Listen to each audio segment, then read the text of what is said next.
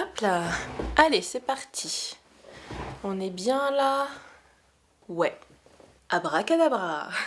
Maintenant que j'ai des cheveux longs, je peux faire des queues hautes, des queues de cheval hautes. J'adore. Après je fais ça. Est-ce que vous aussi vous faites ça quand vous faites des queues de cheval hautes? Parce que moi ça m'éclate. Voilà. Ça faisait une éternité que j'avais pas eu des cheveux aussi longs, donc voilà, je m'amuse. Aujourd'hui, un thème de vidéo beaucoup plus léger que la dernière en date. Il y a quelques semaines, sur mon compte Instagram, je vous ai partagé en story en fait une photo qui date de l'époque où j'ai été assistante de magicien. C'est à ce moment-là que je me suis dit, mais attends Anna, t'as jamais parlé de ça sur les réseaux, tout du moins sur Instagram et YouTube. En fait, il y a que les gens qui me connaissent personnellement qui le savent, mais c'est vrai que vous, les abonnés, vous ne savez pas que j'ai été assistante de magicien pendant 6 ans. Donc je me suis dit, bah voilà, c'est l'occasion de faire une vidéo à ce sujet. Du coup, ce que j'ai fait, c'est qu'au lieu de faire une story time basique, je me suis dit que j'allais ouvrir une boîte à questions en story Instagram pour savoir quelles sont vos interrogations, qu'est-ce que vous vous demandez par rapport à ce métier. Aujourd'hui, je vais vous raconter mon expérience et en même temps, je vais me servir de vos questions pour parler de mon expérience d'assistante de magicien. Donc, comme je l'ai dit, ça a duré 6 ans.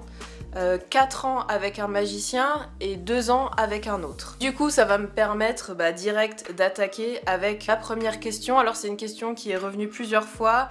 Comment la vie t'a mené sur ce chemin? Tu es recruté comment? Ça fait bizarre dit comme ça, mais ne t'inquiète pas, j'ai bien compris ta question. Et aussi, comment t'es-tu retrouvé à exercer cet incroyable métier? Alors, je vais répondre à cette question. On va commencer par le commencement. J'ai l'impression qu'on est de travers, non? Enfin, en tout cas, le trépied est de travers, mais l'image n'a pas l'air de travers. Je pense que la plupart d'entre vous le savent. De base, je suis danseuse. J'ai une formation de danse classique, danse moderne jazz, et ensuite est venue se rajouter la danse orientale. La danse classique, j'ai commencé quand j'avais 5 ans et j'ai dû arrêter vers mes 25 ans, quelque chose comme ça. Au passage, ça me manque beaucoup. Donc en fait, c'est très simple. À l'époque, j'avais 19 ans, il me semble. J'étais en fac de lettres. Et moi, mes études me passionnaient pas du tout. Voilà, la fac, c'est pas pour moi. Et il se trouve qu'un jour, ma prof de danse est venue me voir et elle m'a dit, écoute, j'ai un ami qui est magicien. Il fait de la grande illusion. Alors oui, petit aparté. Quand je dis que j'ai été assistante de magicien, j'ai fait de la grande illusion. C'est-à-dire que j'ai pas juste fait l'assistante en mode ah, oh, ah. Vous voyez quand le magicien il fait des tours et que l'assistante elle est à côté pour tenir des accessoires et faire ah. Non, moi j'ai un petit peu fait ça, mais vraiment la majorité de mon expérience en magie c'est de la grande illusion. La grande illusion c'est quand on se fait découper en morceaux, quand on vole dans les airs, on fait de la lévitation. Quand on apparaît, on disparaît. Voilà, en gros c'est ça la grande illusion. Pour vous donner un exemple, David Copperfield, je pense que c'est un magicien américain que tout le monde connaît. Dans les années 90, il était sorti avec Claudia Schiffer, je sais pas si vous vous souvenez de ça. Donc voilà, en gros c'était ça, je faisais de la grande illusion. Donc, je ferme mon aparté. Ma prof de danse me dit j'ai un ami qui cherche une assistante, il se lance dans la grande illusion, il a besoin d'une fille qui est à l'aise sur scène, qui sait bouger, et j'ai pensé à toi, voilà. Est-ce que ça t'intéresse? Et moi, comme je savais pas quoi faire de ma vie, que les études ça me passionnait pas du tout, que moi ma passion c'était de monter sur scène et de danser, j'ai dit oui tout de suite quoi. Puis en plus, assistante de magicien, c'est pas le métier qu'on te propose tous les jours, hein, on est d'accord. Donc me voilà embarquée dans cette expérience, donc j'ai rencontré ce monsieur. Je ne donnerai pas son nom sur YouTube, tout simplement parce que, alors certes, pendant 4 ans, j'ai fait des choses incroyables, ça m'a vraiment forgé en expérience, que ce soit professionnelle, personnelle, ça m'a vraiment fait grandir ces 4 ans d'expérience. Mais on va dire, alors le côté pro, c'était top. Grâce à ça, j'ai été intermittente du spectacle, j'ai bien gagné ma vie, j'ai toujours été payée en temps et en heure. Là-dessus, c'était hyper réglo. Par contre, sur le côté perso, c'était un peu problématique, donc je ne souhaite pas parler de cette personne. Voilà, il ne mérite pas que je lui fasse de la pub et que je parle de lui sur YouTube. Donc voilà, je ne vous dirai pas le nom de ce mec, mais voilà, c'est lui avec qui j'ai travaillé en premier pendant 4 ans. Au niveau de la formation, il n'y a pas vraiment de formation. On apprend les tours au fur et à mesure. En fait, c'est un métier qui s'apprend sur le tas, comme on dit. On te balance les tours, tu apprends le tour, comment apparaître, comment disparaître, comment voler dans les airs, comment traverser un homme, tu apprends comment te faire transpercer par plein d'épées. Tu apprends sur le tas.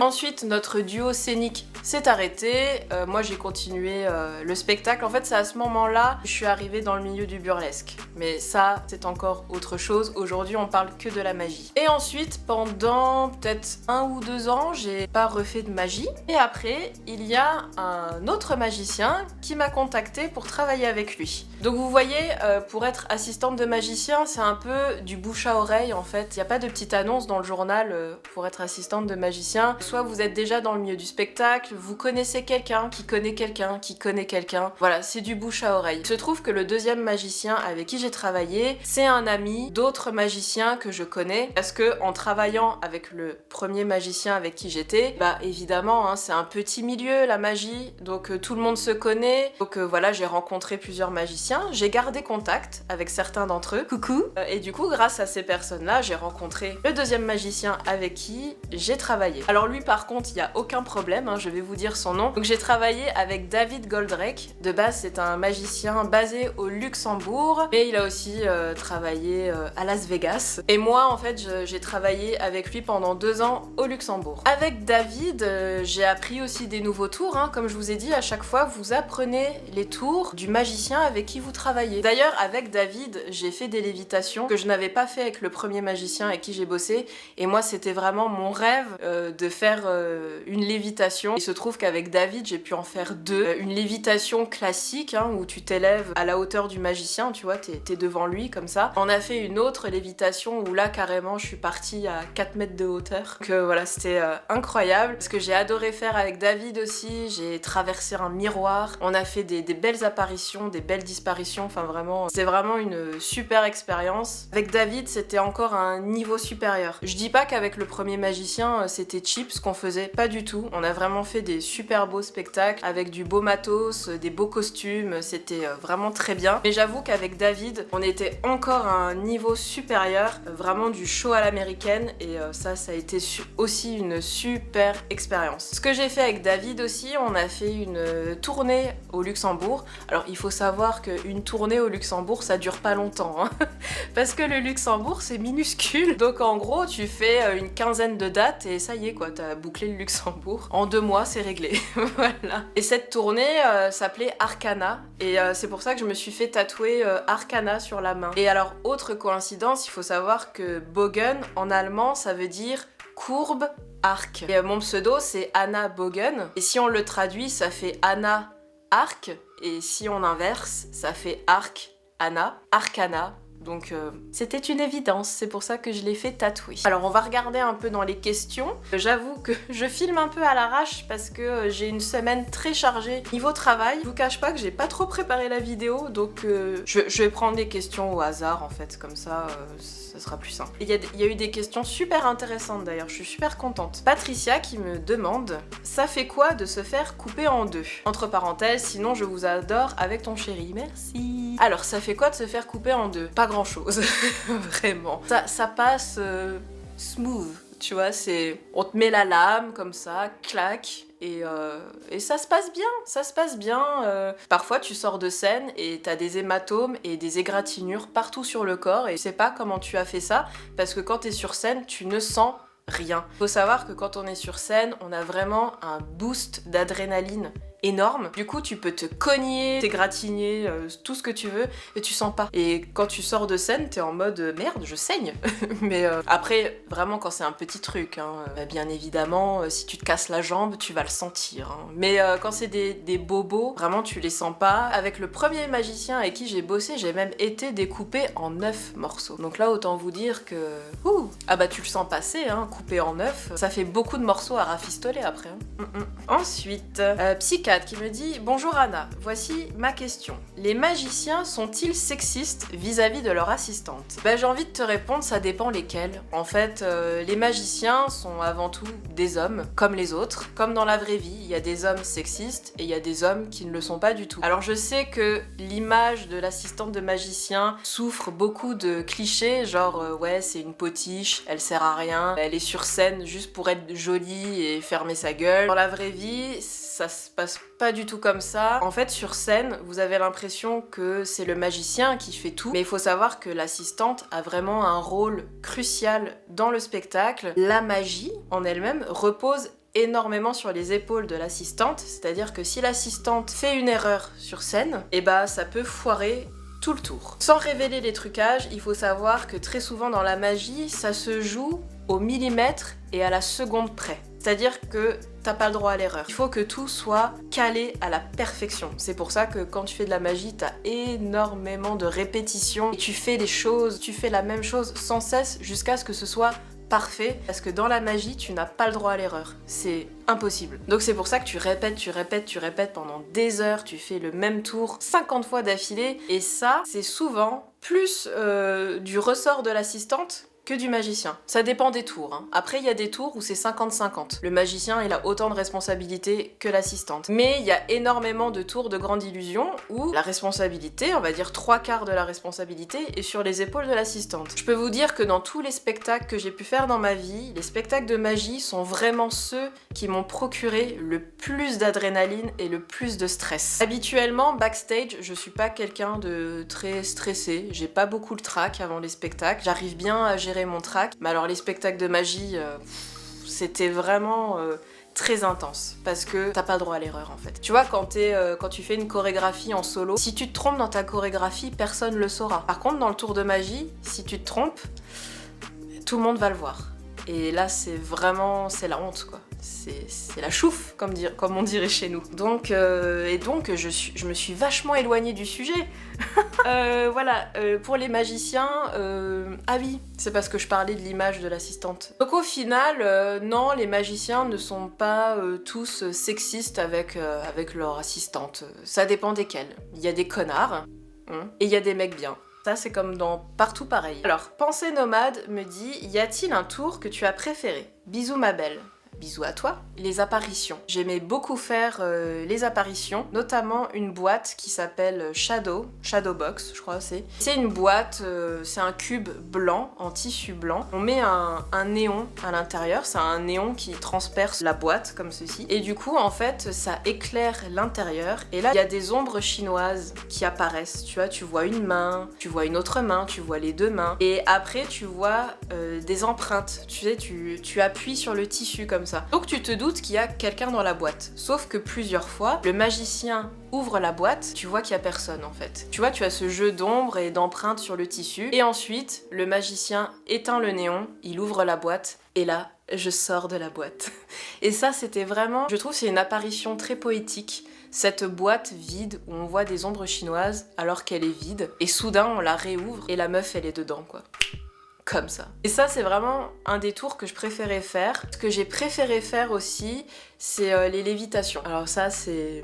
La lévitation, c'était quand même un truc que j'avais très envie de faire. Pareil, c'est poétique, c'est magique. Un autre tour aussi que j'adorais faire, c'était la traversée du miroir. Avec David Goldrake, on avait un immense miroir, vraiment très grand. Ce numéro-là peut se faire en solo. Souvent, c'est le magicien qui traverse lui-même le miroir. Mais là, on avait fait une mise en scène tous les deux. Je traversais le miroir et on dansait ensemble et il m'offrait une rose. Enfin voilà, c'est une belle mise en scène aussi, très poétique. Ah, j'ai beaucoup aimé cette question. La question, elle est de Adeline Ads Workshop. C'est celle qui a fait mes mèches jaunes. Voilà, coucou Adeline. Il faut être très souple, j'imagine. Genre la femme coupée en deux, etc. Niveau de la souplesse, c'est vrai qu'il y a une grande légende autour des assistantes de magiciens comme quoi elles seraient contorsionnistes. Alors j'ai envie de répondre oui et non. C'est-à-dire que non, t'as pas besoin d'être contorsionniste pour être assistante de magicien, mais oui, faut être quand même un petit peu souple, parce que vraiment si t'es raide comme un bâton et que genre t'arrives pas à faire un truc simple comme te pencher en avant et toucher le sol avec tes mains, ça risque d'être un peu plus compliqué. Là où aussi où on a besoin d'avoir une assistante plutôt souple et à l'aise dans son corps, ce n'est pas forcément que pour les tours de magie, mais c'est aussi pour la partie scénique. Une assistante de magicien, elle doit être dynamique, présente sur scène, elle sait bouger, elle est là, elle est solaire. Presque parfois, l'assistante éclipse le magicien avec son charisme et sa présence. Donc c'est sûr que si t'es raide comme un bâton et que sur scène t'es pas à l'aise et que quand t'arrives sur scène t'es presque désolé d'être là, ça va pas le faire. Donc voilà, il faut pas forcément être souple comme une contorsionniste, mais il faut pas non plus être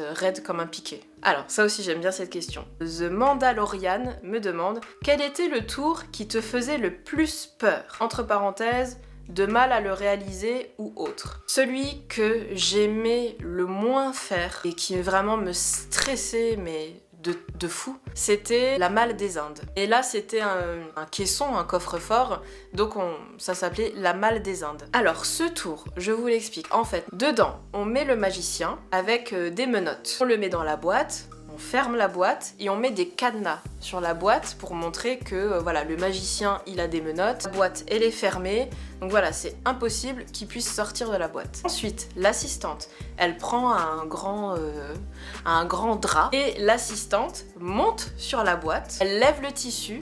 Et quand elle lâche le tissu, eh ben c'est le magicien qui est sur la boîte et l'assistante se retrouve à l'intérieur de la boîte avec les menottes. Et ensuite, le magicien, il ouvre les cadenas, il ouvre la boîte et là, il y a l'assistante avec les menottes qui sort de la boîte. Un tour de téléportation, quoi. C'est-à-dire qu'il y a eu un échange entre le magicien et l'assistante en une seconde. Et ça... Mais alors ça, je détestais le faire, ça me stressait, mais vous imaginez même pas... Je peux pas vous dire... Parce que si je vous dis le truc. Vous n'imaginez même pas le stress de faire ce numéro, je le détestais. Horrible, horrible, horrible, horrible. En plus, j'avais peur. C'était vraiment... c'était une plaie de faire ce tour, vraiment. Il n'y a jamais eu de tour où j'ai eu très peur. Mais genre peur, tu vois. C'était plus des tours que j'aimais pas faire, en fait. Voilà. Estelle aussi me pose la question si j'ai toujours des contacts avec ce magicien et s'il fait encore des shows. Alors donc, vous l'avez compris, le premier magicien, non, nous ne sommes plus du tout en contact. Est-ce qu'il fait encore des shows? J'en sais rien et j'en ai rien à foutre. Et le deuxième, David, nous sommes toujours en contact, moins qu'avant, parce que comme il est parti aux États-Unis, bon bah ça met de la distance. Et surtout, lui, il fait toujours des spectacles, il est très occupé. Donc du coup, on est toujours en bons termes et en contact, mais c'est vrai qu'on a moins l'occasion de se voir et de discuter comme à l'époque où on travaillait ensemble. Judarine me demande du coup, tu étais au courant pour tous les tours de magie? Ça t'est déjà arrivé d'essayer de les refaire? Alors d'essayer de les refaire, non, parce que la grande illusion, ce sont des grosses boîtes, des gros mécanismes, des grosses choses, et surtout ça coûte très cher. Donc non, je n'ai pas de... Moi personnellement, à la maison, je n'ai pas de tour de magie. Parce que je faisais de la grande illusion et que c'est juste... c'est pas dans mes moyens, mais vraiment. Hein. Quand je vous dis que ça coûte très cher, parfois c'est plus d'une dizaine de milliers d'euros. Voilà, hein. Des fois on est sur des tours à 40 000, 50 000 euros. Voilà. Hein. Donc c'est pour ça que je n'ai pas essayé d'en refaire. Et pour tout ce qui est magie, genre la magie de scène ou le close-up, ce qu'on fait avec les cartes, par exemple, c'est ce qui est le plus connu. Non, j'ai pas appris à faire des tours de magie avec des cartes, donc non, je ne sais pas le faire. Est-ce que j'étais au courant pour tous les tours de magie? Bien sûr. Vu que j'en ai fait énormément, je sais quasiment tous les tours, enfin tous les trucs. D'ailleurs, ce qui est très chiant, c'est que maintenant que je connais les tours, je regarde un tour de magie de quelqu'un d'autre, j'ai plus ce côté magique. Moi, j'ai vraiment le côté technique. Il y a de la technique. C'est pour ça que je me suis mis un point d'honneur à ne jamais révéler les trucages, parce que quand vous savez les trucages, la magie n'existe plus. Et c'est important de garder de la magie, surtout dans la période de merde dans laquelle on vit actuellement. C'est super important que vous gardiez cet esprit d'enfant et cet esprit de la magie. Donc vraiment, ne cherchez pas à connaître les trucages, gardez la magie, c'est vraiment important. Donc oui, je connais quasiment tous les trucs. Et non, je ne dirai rien. Toujours Judarine me demande bonjour, est-ce que c'est déjà arrivé qu'un tour ne fonctionne pas? Si oui, comment l'avez-vous géré? Bah oui, c'est déjà arrivé. Un tour de magie, il y a le facteur humain et il y a le facteur technique, c'est-à-dire la boîte. Et parfois, la technique, elle te dit d'aller te faire foutre. Et là, t'as beau faire de ton mieux, quand la technique, elle te fait ça, et bah là, t'improvises, quoi, et tu fais au mieux. Tu fais au mieux et the show must go on, et tu dois vraiment tout faire pour que personne dans le public ne se rende compte de rien. Des fois ça passe, des fois ça passe pas. Voilà, c'est comme ça, c'est les aléas du direct. Autant quand c'est toi qui foire le truc, bon bah là tu peux t'en prendre qu'à toi-même. Et quand c'est la boîte qui déraille, qui bug, bah tu peux rien faire quoi. Coraline demande, est-ce que tu as déjà eu peur pour ta sécurité quand tu sentais qu'un tour a failli rater? Très honnêtement, non. Non, enfin moi en tout cas, j'ai jamais fait de tour où je me suis sentie en réel danger de mort. Il y a des tours où oui, il y a des dangers de blessures, type grosse coupure, fracture. Là-dessus, oui, j'ai fait des tours où en effet, je mettais ma santé en danger, mais pas ma vie. Voilà. J'avais conscience que dans certains tours, je pouvais vraiment me blesser gravement. Bah, justement, il y a les répétitions pour ça. Et les répétitions, c'est pour éviter un maximum cette prise de risque. Après, oui, hein, il y a déjà eu des drames hein, dans le milieu de la magie, jusqu'à la mort. Hein. Oui, c'est déjà arrivé. Ah, il y a ma mère qui m'appelle. Oui, et toi? Je suis en train de tourner une vidéo. Oui, toujours. Oui, on fait comme ça. Oui, ok, ça marche. Oui, à tout à l'heure. Bisous. Salut. Elipo, désolée si je le dis mal. Elipo, qui me demande, alors comment tu as commencé? Donc ça je l'ai dit. La deuxième question c'est pourquoi tu as arrêté? Alors la vie en fait. La vie a fait que, bon alors déjà avec le premier magicien, là c'était d'un commun accord qu'on arrête, hein, c'était voilà, stop. Et pour le deuxième magicien avec qui j'ai travaillé, en fait c'est juste nos chemins artistiques qui se sont séparés. En fait la vie a fait que lui il est parti aux États-Unis. Sur place il avait déjà une assistante, un agent, tout ça. Donc voilà, moi je suis restée en France, il avait pas besoin de moi, il avait pas besoin que je bosse avec lui là-bas. Donc voilà, lui il est parti aux États-Unis, moi j'ai continué ma vie en France. Et c'est comme ça que ça s'est arrêté. Et depuis David, j'ai pas eu d'occasion de travailler avec d'autres magiciens. Donc voilà, c'est comme ça que j'ai arrêté, naturellement, on va dire. Voilà. Minus, viens ici. Minus, arrête, viens ici. Du coup, pour rejoindre cette question, Léa qui me demande pourquoi n'as-tu pas continué dans cet univers? Anna la magicienne, ça claque comme nom. Ça, à ce niveau-là, je l'ai répondu. Alors, je tenais à préciser que moi, j'ai toujours été assistante. Je n'ai jamais fait de tour de magie toute seule en tant que magicienne. Moi, mon rôle, c'était vraiment assistante de magicien. Et j'ai jamais eu l'envie de passer de l'autre côté et d'être Minus! De prendre le rôle du magicien et d'être magicienne moi-même. Je suis désolée pour les bruits. En fait, monsieur vient de rentrer à la maison et du coup, Minus est surexcité. Je vais lui ouvrir la porte parce que sinon, il va pas arrêter. Oui, va voir ton papa. Oui, va voir ton papa. Non, il fait du bruit sur ma vidéo. Qu'est-ce qu'il fait? Et je pense que cette question sera bien pour conclure cette vidéo. Donc c'est Minatable qui me demande comment es-tu passée de assistante de magie à ton travail actuel? Alors ça rejoint un peu ce que j'ai dit avant. En fait ça rejoint complètement ce que j'ai dit avant. C'est-à-dire que voilà, la vie a fait que j'ai quitté le milieu de la magie naturellement. Mais du coup quand j'ai travaillé avec David Goldrake, j'avais déjà un autre emploi à côté en fait. J'étais barmaid, alors pas à temps plein, à temps partiel. Et donc quand j'ai arrêté de travailler avec David, j'avais déjà un emploi en fait. Donc j'ai continué à travailler au bar. Et ensuite, après je suis arrivée chez Lush, et tatati et tatata, et on en est là aujourd'hui. Voilà un peu le parcours dans les grandes lignes, hein, bien sûr. Donc voilà, j'ai répondu à toutes vos questions, et j'espère que ça vous a apporté plein d'informations sur mon expérience en tant qu'assistante de magicien. Si vous avez d'autres interrogations, n'hésitez pas à me poser des questions en commentaire, et je vous répondrai. Ce que je retiendrai de cette expérience, au-delà de tout le côté magique et de tout ce dont je vous ai déjà parlé avant, c'est aussi toutes les belles scènes que j'ai fait. Parce que grâce à la magie, j'ai pu monter par exemple sur la scène du Zénith à Nancy. J'aurais jamais pensé faire ça un jour. J'ai fait le Grand Théâtre du Luxembourg, qui est aussi incroyable. Enfin voilà, j'ai fait quand même beaucoup de belles scènes. J'ai fait des trucs pourris aussi. Hein. Alors toi dans ta vie, tu vas faire des petits jobs de merde. Et moi aussi, j'ai fait des petits spectacles pas terribles, dans des conditions pas terribles. Genre, je me suis énormément retrouvée en loge dans des chiottes, dont un qui puait la merde, on adore. C'est vrai que j'ai fait des grands lieux, des belles loges. Oh, le top du top c'était au Luxembourg, hein. Autant vous dire qu'au Luxembourg c'est des loges avec des frigos, des canapés, des machins pour suspendre tous tes vêtements, des trucs, enfin. Mais c'est vrai que dans d'autres établissements, parfois, c'est un métier où tu vends du rêve, de la magie, tout ça, mais c'est vrai que parfois l'envers du décor est un peu moins magique. Ce que je retiens beaucoup aussi, c'est les amis de la magie que j'ai gardés encore aujourd'hui, qui sont encore mes amis, avec qui je suis toujours en contact et que je soutiens toujours. Je vous fais un coucou. Grâce à la magie, j'ai eu de belles expériences scéniques, mais aussi j'ai fait de belles rencontres amicales. Ce que je retiens aussi, c'est les costumes.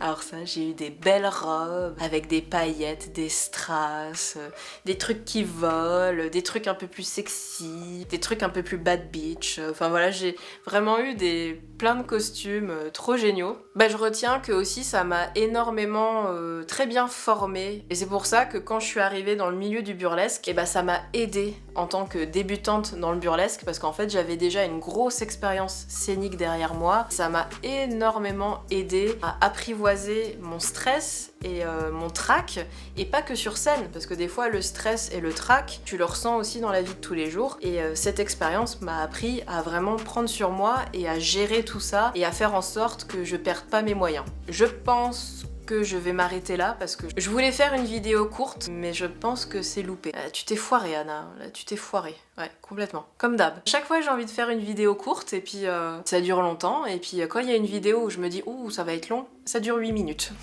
Elle parle trop la petite dame, elle parle trop. Bon, il est quelle heure? Il est 12h42. C'est l'heure d'aller manger, donc moi je vous laisse parce que la magie c'est cool, tout ça, mais la bouffe, c'est le plus important, ok? Donc je vais aller manger, voilà. Bah moi je vous fais des bisous magiques. Ah oui, ça c'est des gestes que je faisais souvent. Ça c'est...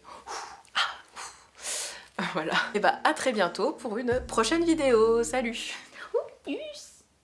Oh Mimi, oh Mimi, viens faire un coucou, t'as pas fait coucou aujourd'hui, hein? T'as pas fait coucou. Coucou, Minus. Coucou. Oh, mon petit chien d'amour. Oh, je t'ai mis du rouge à lèvres. Un grand classique. Allez, je coupe. J'ai faim.